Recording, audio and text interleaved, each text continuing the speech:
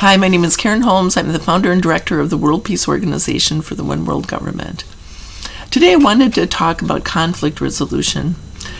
Rudy Giuliani, in his speech on the 6th of January, talked about trial by conflict. Those were three words that just kind of pushed it over the edge for a lot of people. Trial by combat. Okay, if the people have guns and are willing to storm the Capitol again for the State of the Union address that's coming, or will possibly come, or might not come because it might be done just by letters to Congress by the president, just to make sure there isn't any fighting. What will happen then at that point in time is that people's lives are going to be lost. And I wanted to talk today about a form of trial by combat and look at it from a different perspective. Okay, the people who are doing this are, let's say, believe that they're doing the right thing. They're following a leader who is a proud man. Basically, he believes he has respect. He believes that he has capacity. He's playing power games. Okay, everybody plays games. This is not a judgment on anybody. Everybody plays power games. There's 7 deadly sins, and everybody plays the games. The games are oppressive. And they've reached the ultimate conclusion of the game. So mankind is at the point where we're letting go of the power games, and instead of relying on compensatory games to make up for lack of power, grabbing for power, basically, which is what we're seeing happening right now. The game stopped working, and now what we have to do is come up with a better idea. Crisis in the family. It's like, what do you do when you're an alcoholic and using alcohol to make yourself feel better doesn't work anymore because you've lost your job, you've lost your family, you've lost your financial support, you've lost everything. Okay, so now, and you have to figure out how you're called an alcoholic, and now you have to figure out how to get your identity back again. So this is where we are with the first 3 proposals. The mankind is going through this. We're looking at the games, how they work, why they don't work. We're starting out with a game of revenge because it brings together five power games. The 7 deadly sins. They're called deadly because people die when people play the games, and nobody's learned how to overcome death yet. Okay, so at this point in time, we're starting to understand how it works, and people can make their ascension out of the 3rd dimension into the higher ones and take their bodies with them. So the earth is making its ascension, people are making their ascensions because we're letting go of the power games. Okay, now that was a very big perspective now, so let's make it a little bit smaller and look at conflict resolution. Okay, when Rudy Giuliani made the comment trial by combat, basically he started to kick, all of this has been kicking mankind back for a long time into our past. They're saying this is a revolution in calling it 1776. Well, we're replaying a past life issues now, and we've come to the end of a cycle. Our country has come to the end of the cycle in a time period between 2008 and 2012. All the cycles lined up. So we're replaying all these past life issues. So it's like everything is happening all at once. You can watch a movie, but what happens if you're, let's say, at the video store, and on all of the screens, all the computer screens, they're playing different videos, and let's say there's a thousand movies going out at once and you're trying to watch them all. You can't do that. So this is where we are right now, is we're as a planet, we are looking at all these past life issues. The historical events are replaying, like 1776. And as we come to the end of the cycle, then a new cycle begins. But then, so change is happening now. We're dealing with climate change, because of possibly a 270,000 year cycle. We're dealing with a billion-year cycle. We're dealing with all these cycles that have come together, and change happens only easily at the beginning or the end of the cycle. And so we're going through a lot of changes. So let's say we're focused now. People are going through past life issues. We're meeting people, and things are difficult. We have the pandemic. All these things are happening, but it's happened before, and now it's time for us to resolve all of these issues so we don't carry them with us into the future.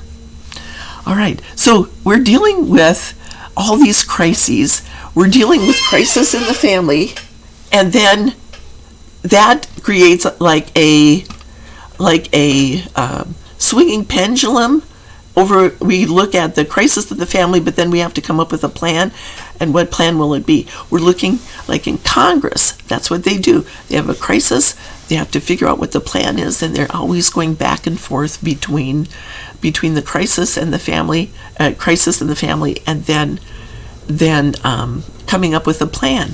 And then after a while they work, and the pendulum swings around, and then you're dealing with the application of the plan, and you're dealing with, is it going to work? If you have new technology to solve a problem like climate change, is it going to be a weapon, or is it going to be a tool? You see, it's like there's always a sense of duality that we're dealing with. Now, when conflict resolution is what you have to deal with, when you come up with this idea, you're going around the circle, and the next step after crisis in the family is conflict resolution. What happens if people are protesting that they don't like your plan, and they get into a situation where it's like this? If you can't resolve security issues and conflict resolution, that's when people start to die. If with the pandemic, if we are seeing this now, we had the outbreak in Wuhan, China, and if the international government had been in existence at this point in time, it might have never happened. But they would have, the international government would have stepped in and addressed the issue without any kind of political backfighting, and then they would have resolved it quickly, because they would have had all the resources available. It would have stopped right there. It would have been addressed, and then there would have been into the branches. They would have taken that and addressed the issues as a crisis in the family form of legislation. That doesn't exist yet. So we're still looking at the benefits of this. So all the different countries now had to come up with their own plans. We have the World Health Organization, the Center for Disease Control. But that in a lot of ways, that is politicized too. It's the governments either fund it or don't fund it because they don't like it, or they're rewriting history, or they don't like their own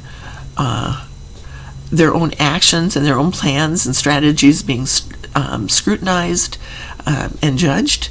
So we're looking at coming up with a solution. So the overview solution, you can say, to the crisis in the family when we're dealing with a global issue is a global institution that can solve all the problems and do them quickly, and then equally. Everybody has an equal voice in it, and it isn't, let's say, the 5 major countries, the Security Council, and they're going to tell everybody else what to do. No, this is going to be where everybody has a voice, and trade agreements are based on equal, making win-win agreements rather than I'm more important than you are, and therefore I'm going to come in and take your resources, and if you don't like it, we're going to wage war on you. Okay. Hey, So let's say that mankind in a lot of ways has been living in the past for a long time, because might is right is very middle-aged thinking. The survivalists who believe in might is right are going to go back to middle-aged thinking, and they're going to be living in the middle age with their survival gear that they have. And when the survival gear stops working, then hey, maybe they can live in like teepees and use spears to go after the few bison that are left, because you see what I mean? Hunting for your food and preparing it and going out every day and trying to figure out how to store food the way the Native Americans did for many years, hundreds of thousands of years. Hey, a lot of people don't want to live under those circumstances, and I guess that just makes it harder for everybody else. And we'll go into that in our Genocide Museum project. Okay, so we're going to get kicked back 15,000 years now into the past, and we're going to look at what happened in Atlantis. The same thing happened in Atlantis. There was this battle there was a technology that had been introduced, the crystal technology, and this is another cycle that we're going through, the Atlantis cycle, 15,000 year cycle. Atlantis is kind of coming back too, and then what happened there is there were the black robes who were technological oriented. They had received, like the Native Americans had received guns. Some of the tribes did, but the others didn't. The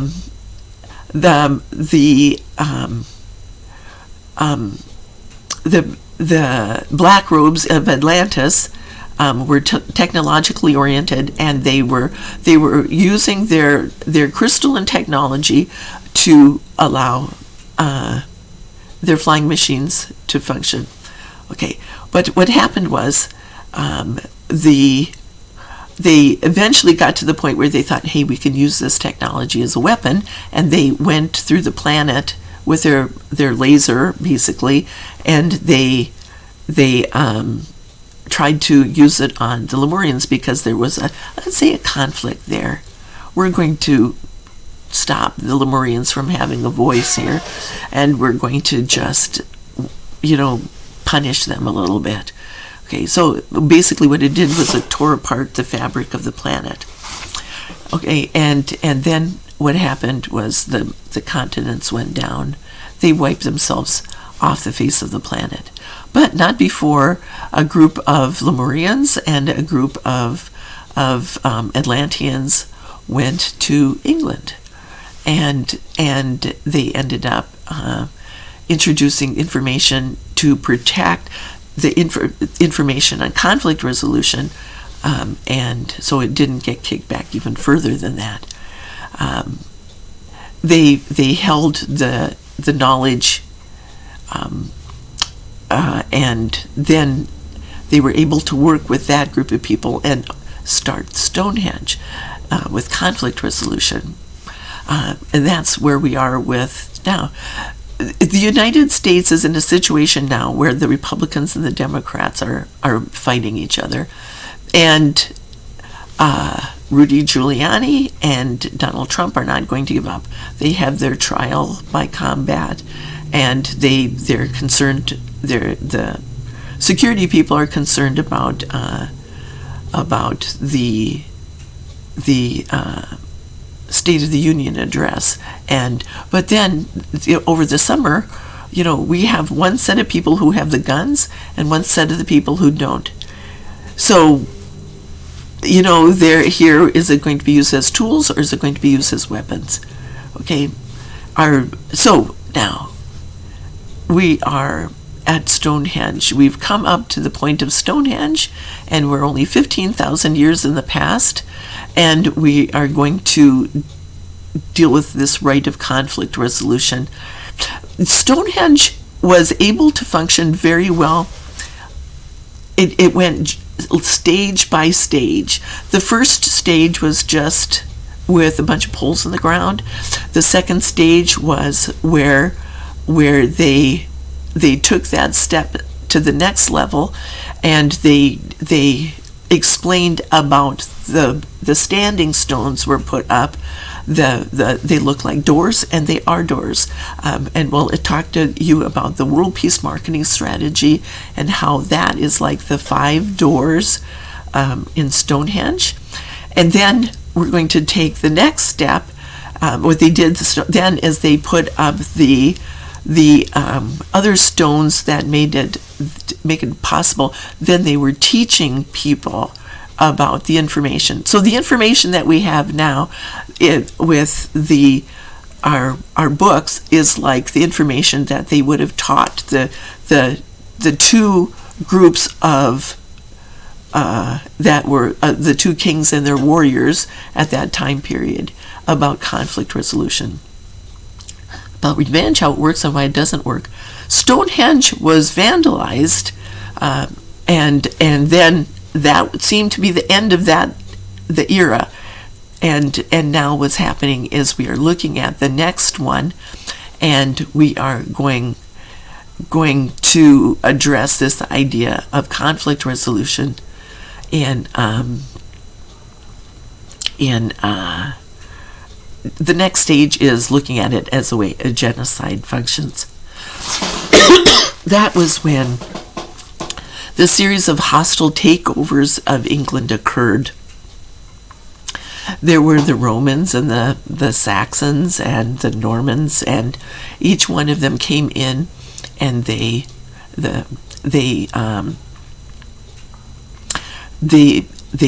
took over that continent. So what we have in the United States is we have the Republicans and the Democrats fighting, and we have Donald Trump having the guns, having all the power, and we have but then the structure that has been set up is very strong. Who is going to fight to prevent the hostile takeover of our country from Russia? Who is going to fight that, and how are we going to defend our country from Russian interference in our elections? Russian coming in with the NRA, they've infiltrated. If I can and learn Russian, they can speak English, so it's hard to tell. My name, I'm of a Polish descent, but my name sounds Russian. So if you are a Russian coming in, and my family has been here many generations. I'm an American, but I'm of Polish descent. But what about the people who are coming here and able to infiltrate into our country? So what we have to do is figure out how to defend our country, how to defend the internet so that we can maintain our businesses. I have a small e-commerce business here. I would like to be able to sell my books online. Okay? So then what we have to do is we have to figure out how to defend our country from hostile takeovers over and over again, just like it occurred with England. We're taking the next step. So this is where we are now. We've had a foreign policy. All the world leaders have a foreign policy that has no longer worked because it's based on power games, and people are going into the abyss where people are fighting for their lives, or they will be soon, because if you can't come up with deal with conflict resolution, then that is when you don't survive anymore. That's when people start to die. So that's where we are right now. Is this battle or trial by combat going to be that Rudy Giuliani is calling for? Is that going to be between Obama and Clinton's and the Bidens, and over this plan for the international government? Isn't that what we're fighting for now? If the world leaders don't want the international government and they're going to become the next superpower, okay, Asia wants to be the next superpower, basically the United States is going to be kicked back. And how far are we going to get kicked back? Are the survivalists going to set up a situation where they can survive and nobody else can? They're going to wipe out those of us who still rely on the internet and stores and cars and airplanes. Okay, they're going to be kicking us back how far? So let's not do that. Let's just take what we have and purify it, and then go on to our next cycle, which is a plan for world peace based on everybody being treated fairly and equally based on the U.S. Constitution. So that's where we are right now. We're looking to see how Russia is going to be involved with this, and how we defend ourselves from Russia. Just like how did the Beakers defend themselves from the Romans and the Saxons and the Normans and all the other tribes, people that came in. Okay. That's where I ask that you like, share, and subscribe.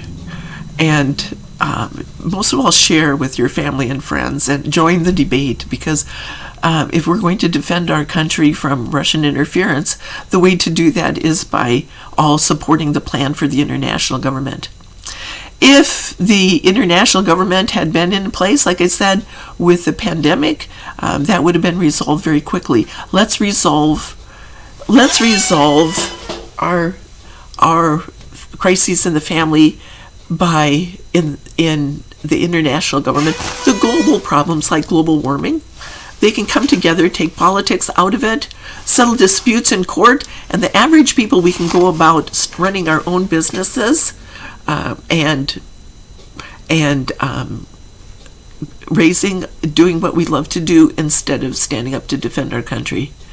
We'll defend our country by supporting the plan for the international government. Let's look 20 years into the future and see what's possible, instead of looking at 20,000 years in the past and figuring out how we're going to survive when there's no food supply.